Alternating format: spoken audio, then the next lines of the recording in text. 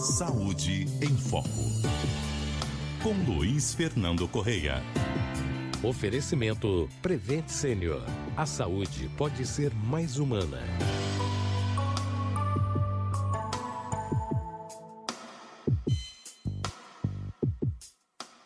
Doutor Luiz Fernando Correia, boa tarde. Boa tarde, Nadédia. Boa tarde, ouvintes. Doutor, hoje fala pra gente sobre a mudança de alerta do FDA, que é a organização americana, né, a Food and Drugs Administration, com relação à reposição hormonal e seus riscos. Um assunto que interessa muita gente, né, doutor? E muitas mulheres têm dúvidas quando chega na hora de começar a pensar nisso. Pois é, Nadédia, o que aconteceu foi o seguinte, vamos entender.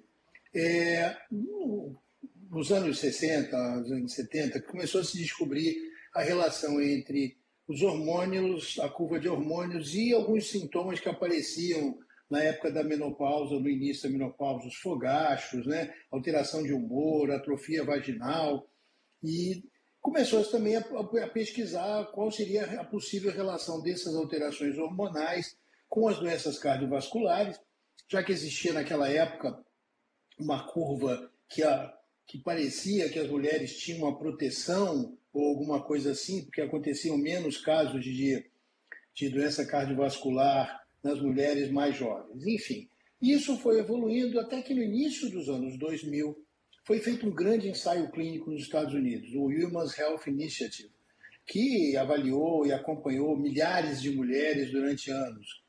E uma das avaliações, dos recortes desse estudo, levantou a possibilidade de que a combinação do estrogênio e da progesterona associadas na reposição hormonal nas mulheres na menopausa poderia estar associada a um risco aumentado de câncer de mama e eventos cardiovasculares e trombose venosa. Na verdade, foi uma avaliação estatística não muito correta, porque o que se falava, o que estava se avaliando era um risco relativo, e risco relativo é muito complexo de o público leigo entender direto, porque se ele não for colocado no contexto correto, você vai entender que o risco relativo aumenta e isso aumenta o risco em geral. Não. O que aconteceu é que aconteciam alguns casos, numa grande quantidade de mulheres, e não era significativo a ponto de isso tornar a reposição hormonal uma coisa ruim. Mas o estrago estava feito e, a partir daí, a terapia de reposição hormonal caiu drasticamente no início dos anos 2000 e até mesmo colegas médicos começaram a não utilizar a reposição hormonal, não recomendar de maneira genérica para todas as mulheres. E agora a gente começa a entender melhor, a partir de outros estudos mais bem feitos e mais bem analisados, que sim, a reposição hormonal correta, ou seja, de acordo com o perfil de risco individual dessa mulher para qualquer doença relativa a isso, uma decisão médica individualizada e personalizada, e principalmente, Nadédia, que as mulheres que começam a reposição hormonal até os 60 anos têm benefícios nessa sintomatologia toda que eu falei, principalmente os fogachos, principalmente ressecamento, também as alterações de humor, tudo isso, obviamente, para as mulheres que não têm uma contraindicação específica, que não é a maioria delas, na verdade. A minoria tem contraindicação específica para se utilizar a terapia de reposição hormonal.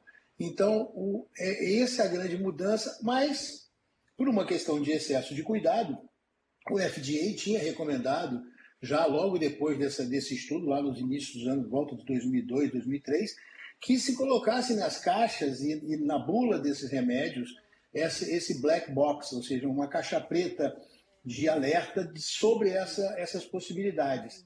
E ontem o FDA divulgou um texto recomendando que os fabricantes retirem esse alerta, porque os dados científicos, as evidências científicas mais recentes mostram justamente o contrário.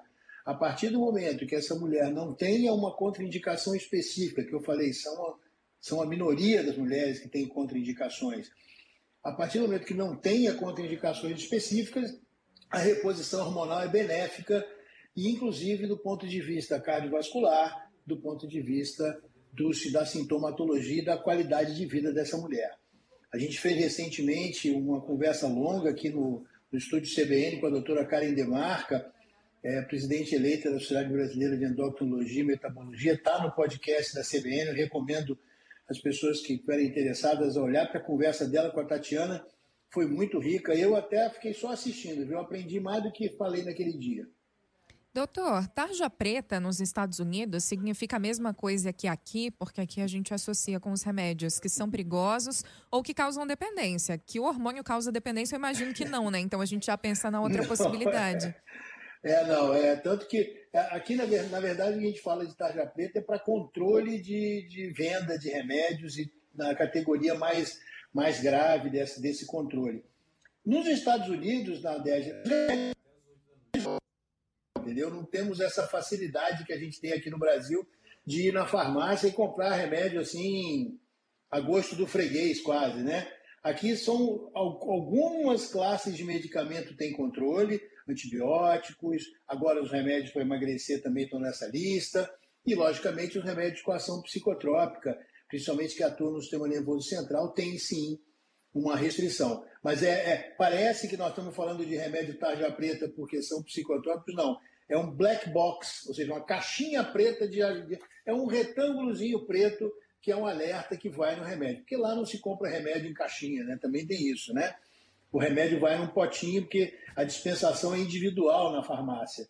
O médico prescreve o remédio, você procura, recebe. Essa receita habitualmente não é entregue ao paciente, ela vai direto para o farmacêutico, na farmácia onde você vai pegar o remédio, e lá aquele potinho que a gente vê no filme, né? Aqueles potinhos geralmente laranjas, são montados, ou seja, a dispensação é individual, é bem diferente o fluxo de venda de medicamento na América e aqui.